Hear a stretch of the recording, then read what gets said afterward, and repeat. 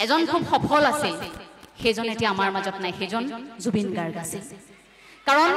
যি সময়ত নতুন প্ৰজন্মই বৰগীত শুনিবলৈ এলাহ কৰিছিল দিহানাম গাবলৈ আগবাঢ়ি আহিবই বিচৰা নাছিল সেই সময়তো ইমান আধুনিক গীতেৰে চৰ্চা লাভ কৰা আমাৰ প্ৰাণৰ শিল্পীগৰাকীয়ে এটা প্ৰজন্ম কেনেভাৱে সৃষ্টি কৰিলে যে যিটো প্ৰজন্মই বৰগীত গাবলৈ শিকিলে দিহানাম গাবলৈ শিকিলে টুকাৰী নাম গাবলৈ শিকিলে বিয়ানাম গাবলৈ শিকিলে লোক সংস্কৃতিৰ চৰ্চা কৰিবলৈ শিকিলে গুৰুজনাৰ সেই আদৰ্শটো এই শিল্পীগৰাকীৰ সত্তাটোত আমি দেখিবলৈ পাওঁ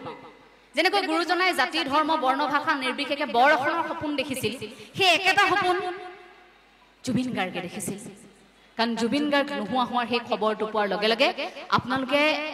সদায় কল্পনা কৰি থকা এখন সপোনৰ বাস্তৱ ছবি দেখিবলৈ পালে য'ত